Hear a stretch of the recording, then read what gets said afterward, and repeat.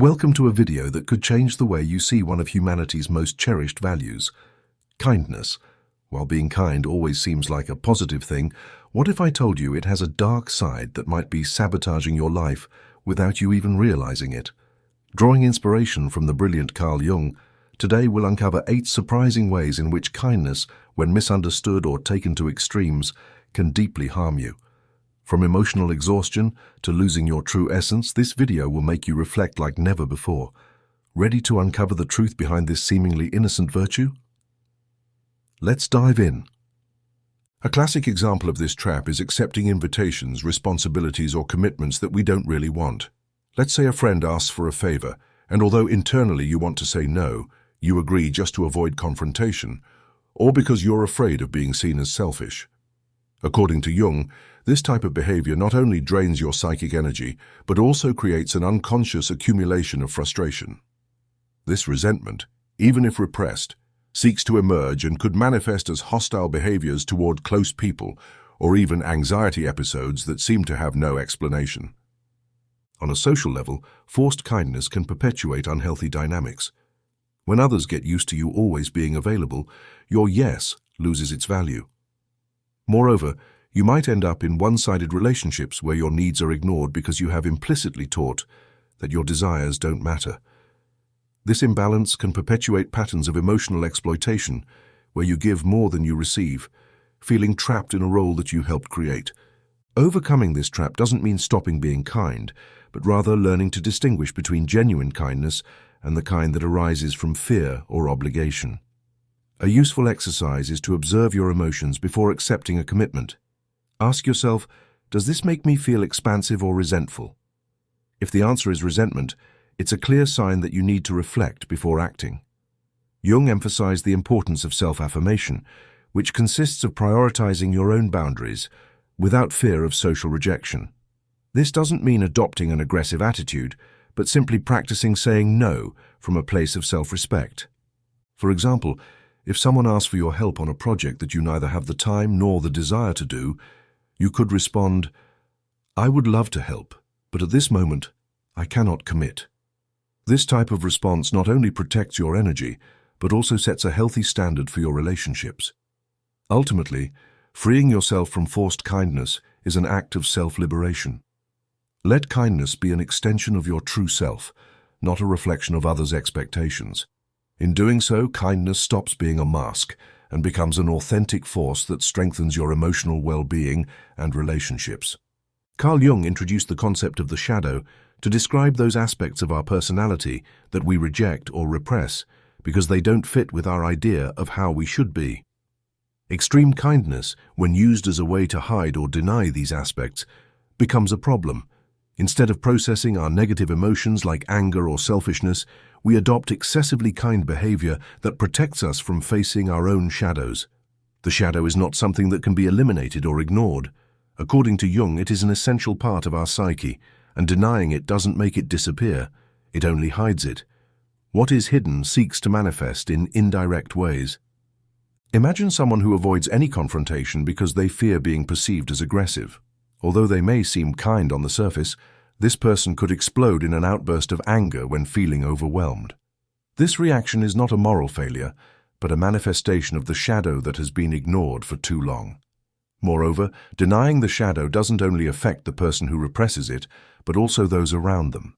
In personal relationships, extreme kindness can be perceived as dishonest or superficial. If you never express your true feelings, others may doubt the authenticity of your actions.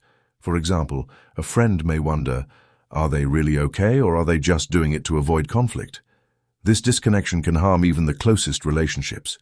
Integrating the shadow is a fundamental process to prevent kindness from becoming a burden. Jung suggested techniques such as reflective writing or active imagination to explore these repressed aspects of our psyche. These practices allow us to identify internal patterns and release contained emotions in a safe and controlled manner. A common example of shadow integration could be practicing the art of assertiveness. Instead of automatically saying yes, take a moment to consider whether the action truly aligns with your desires. If you find it doesn't, be honest about it, but with respect to the other person. This type of assertive response not only strengthens your authenticity, but also leads to more balanced relationships based on trust. No. Accepting your shadow doesn't mean acting from it without control, but recognizing it as an integral part of who you are. This recognition frees you from the weight of perfection and allows you to be kind from a genuine place, not from fear or a need for approval. Only when kindness arises from the wholeness of your being and not from a partial version of yourself can it become a strength. In our culture, saying yes is often seen as a virtue. Those who are always available, who never say no, are praised as altruistic, generous, and reliable. However, behind this seemingly noble behavior lies a serious danger to emotional and physical health. Carl Jung identified this phenomenon as a disconnection from the individual's true needs, a problem that drains psychic energy and leads to extreme exhaustion. The constant yes is not only exhausting, but it also creates a dangerous internal narrative. Every time we accept something we don't want to do, we send a subconscious message that our own needs don't matter. This repetitive cycle reinforces low self-esteem and creates a disconnection from our sense of personal worth. As we accumulate unnecessary commitments, our emotional energy becomes diluted, leaving little or nothing for our own goals and desires. In the professional realm, this pattern is particularly common. For example, imagine someone who always says yes to extra tasks at work. Although this person may be seen as efficient and dedicated, they are likely to experience increasing levels of stress and resentment over time. This behavior can lead to what is known as burnout, a state of physical, mental, and emotional exhaustion that often results in health problems such as insomnia, muscle aches, and anxiety. From Jung's perspective, this disconnection from the authentic self is not only an emotional problem, but also a spiritual one. Saying yes when you truly want to say no is a form of betrayal to yourself. It is an act of self-neglect that feeds the shadow, the part of our psyche where repressed emotions and desires are stored. Over time, this shadow can manifest in destructive ways, such as explosions of anger or a deep dissatisfaction with life. On the other hand, the impact of the constant yes is not limited to the person practicing it. It also affects relationships with others. When you continually agree to requests, others may assume you will always be available, creating an unbalanced dynamic. Instead of being valued, your effort might be taken for granted. This can lead to frustration and resentment toward those who seem to take advantage of your willingness, when in reality, it is the behavior pattern itself that perpetuates this dynamic. So how do we break this cycle? The first step is recognizing that saying no is not an act of selfishness, but of self-care. Jung believed that establishing clear boundaries is essential to maintaining psychological and emotional balance. Without boundaries, our energy gets scattered, leaving us vulnerable to burnout. Practicing no requires courage and often a rethinking of our beliefs about what it means to be kind. Rather than viewing rejection as something negative, we can see it as an opportunity to prioritize our own needs and values. For example, if a colleague asks you to help with a project and you know you're overwhelmed with work, an assertive response could be, "I would love to help, but right now, I don't have the capacity to do it well." This type of communication not only protects your time and energy, but also reinforces mutual respect. A useful tool for managing the constant yes is taking time to reflect. Instead of responding immediately to a request, take a moment to assess whether you really want or can fulfill what is being asked of you. This allows you to act from a place of authenticity rather than automatic reaction. Finally, it is important to remember that your worth as a person is not determined by how many times you say yes. Your time, energy, and well-being are finite resources that deserve to be protected. By learning to prioritize, you will not only regain your emotional balance, but also be able to offer your kindness in a more authentic and meaningful way. In Jung's words, the act of saying no when necessary is a way to honor your individuation, the process of becoming the person you are truly meant to be. Only by protecting your emotional integrity can you free your true essence and practice kindness that enriches both your life and the lives of others. In a world where kindness is seen as an essential virtue, many adopt this quality as a defining trait of their identity. However, Carl Jung warned that kindness can become a mask. a persona we use to interact with the world while hiding deeper, more authentic aspects of our psyche. While this mask can help us navigate social demands, it can also alienate us from our true selves, creating an inner void that is difficult to fill. Imagine someone who is always willing to help, never seems bothered, and constantly prioritizes others' needs over their own. At first glance, this person might seem ideal, the epitome of goodness. However, inside, they may be experiencing a deep disconnection from their own desires and emotions. This type of kindness does not come from an authentic place, but from an unconscious desire to be accepted or to avoid rejection. Disconnection from the true self not only affects the individual, but also their relationships. People can often sense when kindness is not genuine, even if they can't articulate it. This can lead to distrust or create superficial relationships where true emotional connection is missing. Moreover, when we use kindness as a mask, it is easy to fall into the trap of thinking that others value us only for what we do for them, not for who we truly are. This pattern can become even more problematic when we face conflicts. A person who uses kindness as their tool may avoid necessary confrontations by repressing emotions like anger or sadness. These emotions, when not processed, accumulate in the unconscious, where, according to Jung, they transform into shadows that seek to manifest.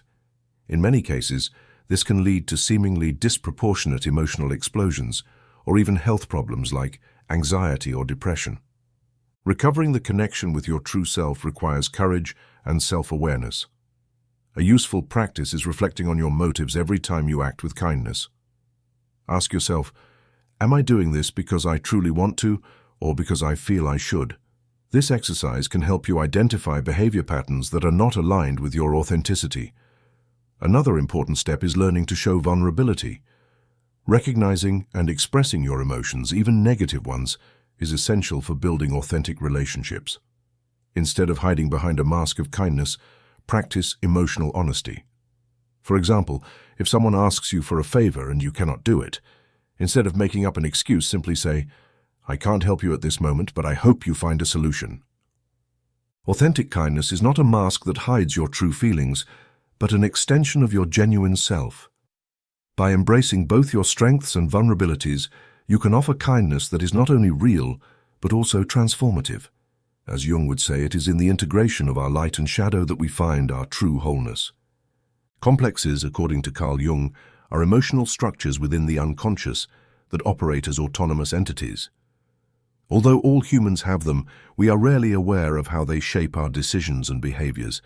In the case of kindness, complexes can be the root of behaviors that, although appearing altruistic, often hide unresolved needs, fears, or deep emotional wounds. A common example is the inferiority complex. This arises when a person consciously or unconsciously feels that they are not enough or need to prove their worth. To compensate, they may develop overly kind behavior, hoping to be valued or accepted by others. This pattern is particularly dangerous because external validation never completely fills the internal void. Instead of feeling satisfied, the person becomes trapped in an endless cycle of pleasing others while their self-esteem continues to deteriorate. Another example is the savior complex, which arises when someone feels a compulsion to help or rescue others, often at the expense of their own well-being. While the intention may seem noble, this pattern is deeply rooted in the desire to control or avoid facing one's own vulnerabilities. A person with this complex may ignore their own emotional needs, justifying their behavior as selfless help, while silently suffering from emotional burnout and resentment. The main problem with these complexes is that they operate outside of our awareness. As Jung would say, until you make the unconscious conscious, it will direct your life and you will call it fate. This means that if we do not identify and work with our complexes, they will continue to influence our choices and sabotage our ability to act from an authentic place. Kindness that arises from a complex is not truly kindness. It is a conditioned response, a strategy to manage fear of rejection, guilt, or loneliness. This not only affects the person practicing it, but also those around them. Relationships based on this type of kindness tend to be unbalanced and often unsatisfying. For example, someone who constantly acts as a savior may attract people who depend on their help, creating codependency dynamics that are difficult to break. Recognizing the role of complexes in our kind behavior requires a high level of self-awareness. One effective way to do this is by paying attention to repetitive patterns in our relationships. Do you feel constantly exhausted because others always depend on you? Do you experience resentment toward those you say you want to help? These emotions are signals that a complex may be operating beneath the surface. Working with complexes is not easy, but it is essential for freeing our kindness from its toxic influences. Jung suggested methods such as reflective writing, active imagination, and analytical therapy to explore the unconscious and confront these patterns. For example, you could write about a recent situation in which you felt compelled to be kind and reflect on your motives. Did you do it because you truly wanted to help, or because you feared how you would be perceived if you didn't? Another powerful tool is learning to say no assertively. This not only establishes clear boundaries, but also helps you express kindness that comes from a genuine place. For instance, if a friend asks for a favor and you know you cannot fulfill it without compromising your well-being, you could say, "I can't help you this time, but I'd love to another time." Such responses strengthen your self-esteem and deactivate the complexes that push you to please others at any cost. In the end, working with complexes doesn't mean eliminating our capacity for kindness, but transforming it. Once we are aware of these dynamics, we can act from a place of authenticity, where our kindness is not a conditioned reaction but a conscious choice. As Jung would say, only by integrating our unconscious parts can we live fully and authentically, offering kindness that enriches both our lives and the lives of others. Kindness is not always a pure virtue. It can also be used as a tool to manipulate others. Carl Jung warned that when we do not integrate our shadows, we are more likely to project them onto the outside world and use seemingly positive behaviors to get what we want. Manipulative kindness is a clear example of how unconscious dynamics can distort our relationships and intentions. A typical case is that of someone who uses kindness to avoid conflicts. Instead of expressing their true feelings, they act in a pleasing manner to keep the peace. While this may seem harmless, it often creates resentment both in the person practicing it and in those receiving it. For example, an employee who always says yes to their boss to avoid problems may end up feeling exploited, while their boss might perceive their behavior as lacking authenticity. Another form of manipulation through kindness is the use of favors to gain control or power over others. For example, someone might offer constant help to a friend or colleague, but with the unspoken expectation of receiving something in return, whether it's gratitude, loyalty, or recognition. When these expectations are not met, the result is often resentment or even emotional punishment, such as withdrawing support or passive-aggressive silence. From Jung's perspective, this type of manipulation is a projection of unconscious desires. The person manipulating through kindness is not fully aware of their true intentions and often justifies their behavior as doing good. However, this lack of self-awareness perpetuates toxic patterns that harm both the manipulator and those around them. To break this pattern, it is essential to develop greater clarity about our intentions. Every time you act kindly, ask yourself, what do I expect to gain from this action? If you find that there are hidden expectations, work to express them directly and openly. For example, if you help a colleague expecting them to return the favor, you could say, "I'm happy to help with this project, but I'd like you to help me with mine next time." This type of communication is not only more honest, but also more effective in building balanced relationships. Another approach is to practice selfless kindness, where you offer your help without expecting anything in return. This doesn't mean allowing others to take advantage of you, but rather learning to act from a place of authenticity and genuine generosity. For example, if you decide to help a friend, do it because you truly want to, not because you expect them to return the favor. Ultimately, manipulation through kindness is a reflection of our own insecurities and unresolved needs. By working on our self-awareness and integrating our shadow, we can transform this pattern into authentic kindness that strengthens our relationships rather than weakening them. As Jung said, the privilege of a fulfilling life is to be oneself. Only by acting from our inner truth can we offer kindness that truly enriches the world around us. Constant and inauthentic kindness, when driven by the need to please or avoid conflict, can have serious repercussions on mental health. Carl Jung emphasized that repressing genuine emotions and needs in favor of a kind mask not only creates internal conflict, but also sets the stage for anxiety, resentment, and even emotional burnout. This weariness does not arise from kindness itself, but from the disconnection with the authentic self that is perpetuated by prioritizing external demands over internal needs. When you repeatedly say yes to others and no to yourself, your mind begins to associate social interaction with an emotional burden. This pattern can trigger chronic stress, a major contributing factor to disorders like anxiety. People trapped in this cycle tend to feel constantly tense, worried about how others perceive their actions, or worse, about not being good enough. This constant state of alertness activates the nervous system, leading to insomnia, irritability, and difficulty concentrating.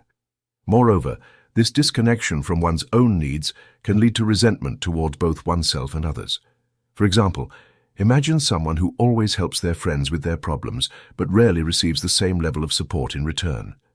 Over time, this person may begin to feel anger not only toward their friends for not reciprocating their kindness, but also toward themselves for not knowing how to set boundaries. This resentment, though quiet at first, can become a heavy emotional burden that affects self-esteem and the perception of relationships. Another common problem associated with forced kindness is emotional exhaustion. This occurs when a person spends all their psychic energy satisfying external demands, leaving little or nothing for themselves. This type of exhaustion is not simply tiredness, it is a profound disconnection from motivation and purpose. People in this state often describe feeling empty or as if they are functioning on autopilot. Jung suggested that this kind of imbalance happens because the person has neglected to integrate their shadow, the part of the psyche where repressed desires and emotions reside. By ignoring the shadow, the unconscious mind tries to compensate for this denial in various ways, such as psychosomatic illnesses, panic attacks, or a persistent sense of dissatisfaction with life. To address this negative impact on mental health, it is crucial to start identifying the behavioral patterns that feed anxiety and resentment. One useful strategy is to keep a daily emotional journal. Each time you act kindly, reflect on how that action made you feel. Did it give you a sense of joy and connection, or did it leave you exhausted and frustrated? This exercise will help you distinguish between acts of genuine kindness and those driven by external pressure. It is also essential to learn how to set clear, healthy boundaries. This doesn't mean stopping being kind, but being aware of when and how to offer your kindness. For example, if a friend asks for help when you are already feeling drained, you could say, "I can't help right now, but I'll be available next week." These types of responses not only protect your mental health, but also reinforce mutual respect in your relationships. Another powerful tool for mitigating anxiety and resentment is practicing self-affirmation. This involves recognizing your own needs and desires as valid, regardless of how others may perceive them. Jung believed that this kind of self-awareness is key to individuation, the process of becoming your authentic self. When you act from a place of authenticity, your mind is freed from the burden of maintaining a facade, which significantly reduces stress and exhaustion. Finally, it is important to seek support when necessary. Speaking with a therapist or participating in support groups can help you identify harmful behavior patterns and develop strategies to overcome them. In many cases, simply recognizing that you are not alone in your experience can be a huge emotional relief. In summary, kindness doesn't have to be a sacrifice for your mental health.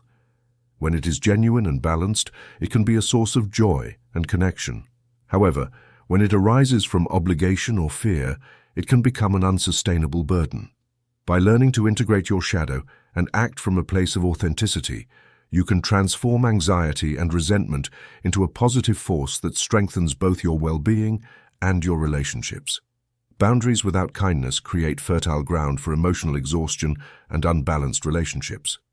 Carl Jung argued that boundaries are not only necessary to protect our psychic energy, but also to maintain balance in our interactions with the world. Without clear boundaries, we risk becoming an extension of others' expectations, losing sight of our own needs and desires. Saying no may seem like a simple task, but for many people, it is one of the hardest things to do.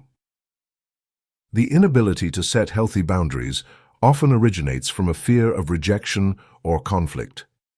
From a Jungian perspective, this fear may be rooted in unconscious complexes, such as the inferiority complex or the savior complex, which push us to prioritize others' needs over our own.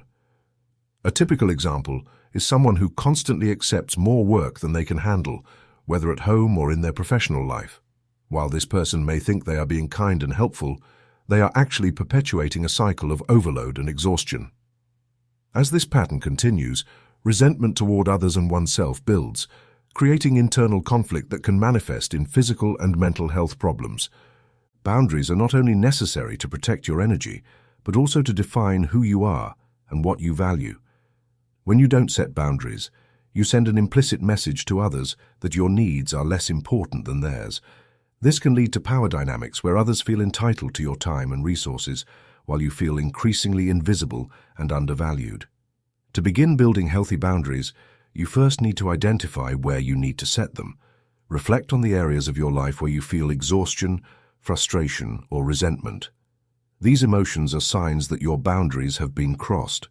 Once you identify them, practice communicating them clearly and assertively.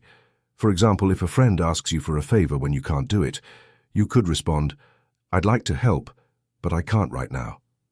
Can we find another solution?" Setting boundaries also involves learning how to handle the discomfort that arises when others don't react well.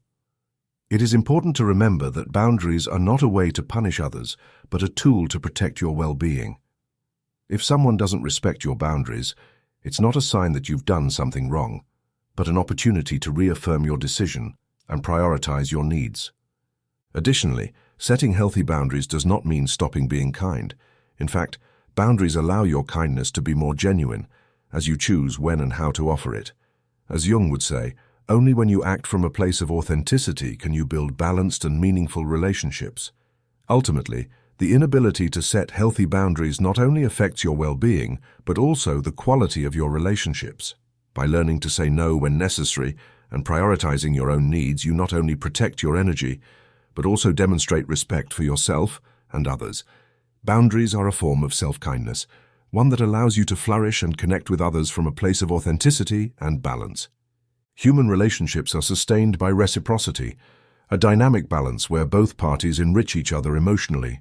However, when kindness is used as a tool to maintain toxic relationships, the result is often devastating. Carl Jung explored these dynamics from the perspective of the shadow and projection, concepts that explain how the repressed parts of our psyche can lead us to maintain harmful bonds in the name of kindness. In a toxic relationship, false kindness works as a survival mechanism. Instead of facing conflicts or expressing authentic emotions, one party may opt for excessive kindness to avoid problems or maintain superficial harmony. This dynamic is common in romantic relationships, friendships, or family relationships, where one person fears rejection, confrontation, or abandonment. For example, an individual might accept constant criticism or unreasonable demands from their partner just to avoid a fight. Although this behavior may appear kind, it actually perpetuates a cycle of emotional abuse. From Jung's perspective, this false kindness is a projection of the insecurities and repressed needs of the individual. People trapped in these dynamics often feel unable to set boundaries because they fear their authenticity will be rejected. In this case, the shadow acts as a catalyst, leading them to deny their anger, frustration, or sadness, channeling it into compliance. This internal disconnection not only fuels the toxicity of the relationship, but also generates deep resentment toward oneself and the other person. A concrete example could be an imbalanced friendship where one party is always available to help, listen, or support, while the other rarely offers the same level of reciprocity. Although the kind person may justify their actions by saying it's the right thing to do, deep down, they may feel that their value as a friend depends exclusively on what they can do for the other. This pattern reinforces insecurity and damages their self-esteem while perpetuating a relationship that doesn't meet their emotional needs. Breaking this cycle requires a high level of self-awareness and courage. The first step is to recognize that false kindness is not a solution, but part of the problem. Jung emphasized that authenticity is fundamental to emotional well-being, and that a relationship based on denying one's own needs will never be healthy. This involves exploring the repressed emotions that fuel this dynamic, such as the fear of rejection or the belief that we are not enough as we are. Setting boundaries is essential for transforming these relationships. For example, if a friend constantly demands your time without considering your own needs, you could say, "I value our friendship a lot, but I need time for myself. I won't always be available when you need me." This type of communication not only reinforces your self-esteem, but also tests the health of the relationship. If the other person respects your boundary, it is a sign that the relationship has the potential to be more balanced. If not, it may be time to reconsider whether that bond is worth maintaining. Another crucial aspect is learning to accept your negative emotions as a natural part of the human experience. Jung taught that integrating the shadow, accepting and understanding our repressed emotions, allows us to act from a place of authenticity. If you feel anger or frustration in a relationship, it doesn't mean you are a bad person or that you can't be kind. These emotions are signals that something isn't working, and they deserve to be heard and processed. In some cases, it may be necessary to seek external support, either through therapy or conversations with trusted people. Talking about your experiences and emotions can help clarify which patterns are feeding the toxic relationship and how you can change them. Additionally, a therapist can offer practical tools to build healthier and more balanced relationships. Finally, it is important to remember that authentic kindness does not require sacrificing your well-being. In a healthy relationship, kindness flows naturally in both directions, without the need for manipulation or self-sacrifice. Transforming a toxic dynamic doesn't mean stopping being kind, but redefining what kindness means to you. As Jung would say, personal growth requires facing our shadows and acting from our deepest truth. Only then can we build relationships that reflect our worth and allow us to thrive emotionally. Authentic kindness is a genuine expression of our being, a manifestation of balance between our light and our shadow. Carl Jung argued that this type of kindness cannot arise from obligation, guilt, or fear of rejection, but only from a place of internal integration. To reach this state, a deep process of self-knowledge is required, one that allows us to distinguish between kindness that comes from our authenticity and the one we use as a mask or defense mechanism. The first step toward authentic kindness is embracing the full spectrum of who we are, our strengths, vulnerabilities, positive emotions, and those we often label as negative. Jung argued that our shadow consists of parts of ourselves we repress because they don't align with our ideal image. However, it holds essential aspects of our psyche that need to be integrated. For instance, anger, when acknowledged and managed in a healthy way, can serve as a powerful force to establish boundaries and protect our well-being. A helpful tool in this integration process is self-observation. Every time you act kindly, pause and reflect on your motivations. Ask yourself, am I being kind because I truly want to or because I feel I should? This practice not only helps identify unhealthy patterns, but also empowers you to choose how you want to act. Another key element of authentic kindness is learning to establish clear and respectful boundaries.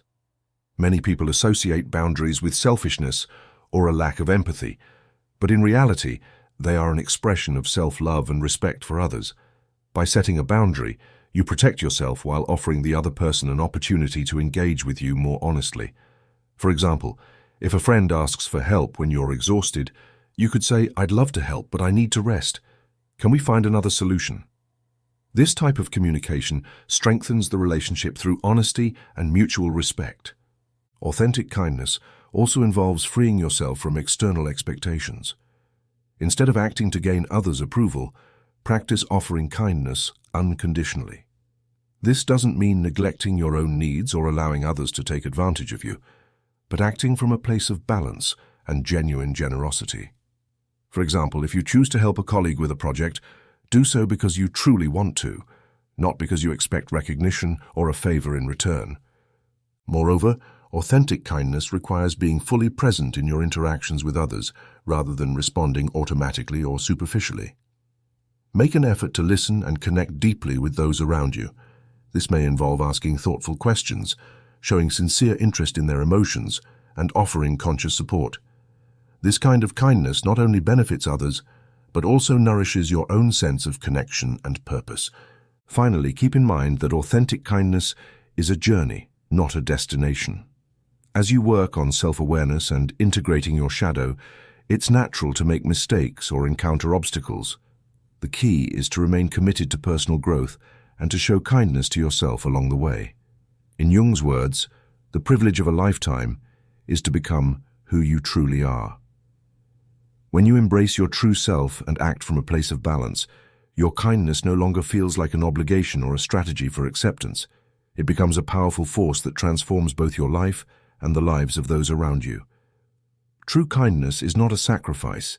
It is an expression of wholeness and a deep connection to your authentic self. Kindness, when born from authenticity, can be an incredibly powerful tool for building meaningful connections and transforming relationships. However, without awareness of our motivations and shadows, this virtue can become an emotional burden. Carl Jung teaches us that the path to authentic kindness involves confronting our insecurities, setting boundaries, and acting from a place of inner balance. Only then can we offer our kindness in a genuine and enriching way, for ourselves and for others.